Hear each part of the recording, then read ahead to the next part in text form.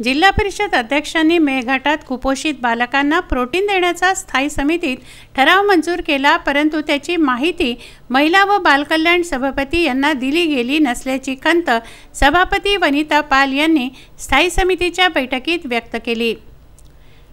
ही खंत व्यक्त करताच अध्यक्ष नितीन गोंडाणे यांनी घुमजाव भूमिका घेत ठराव झाला नाही, विश्वासात घेऊन करण्यात येईल अशा शब्दात उत्तर दिलं। प्रोटीन प्रॉडक्ट पुरवण्याच्या ठरावाला विभागीय आयुक्त यांनी रद्द केलं होतं, परंतु अध्यक्षांनी हाच ठराव स्थायी समितीत मंजूर करून घेतला अशी चर्चा राजकीय वर्तुळात मोठ्या प्रमाणात झाली। जेव्हा की हा ठराव महिला व बालकल्याण सभापती वनिता पाल यांच्याकडून येणे अपेक्षित होता।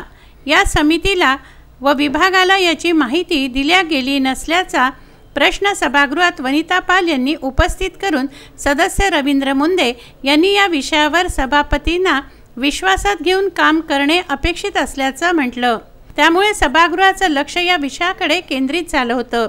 यावेळी सभागृहात सीईओ अमोल येवले, सभापती कुकडे, सदस्य बाळासाहेब हिंगणीकर, अभिजित बोके यांच्यासह विभाग प्रमुख उपस्थित होते।